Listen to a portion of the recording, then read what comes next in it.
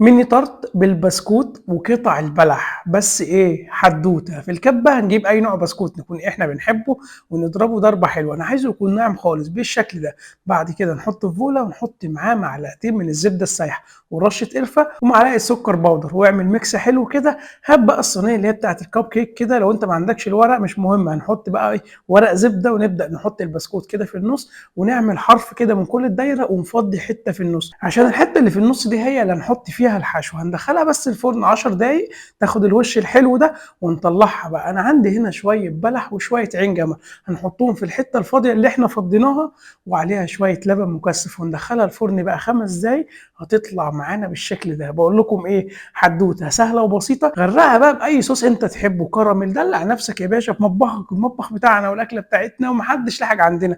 اعمل سيف للحلقه دي لانك هتحتاجها في رمضان، هتحتاجها في رمضان. كل سنه وانتم طيبين.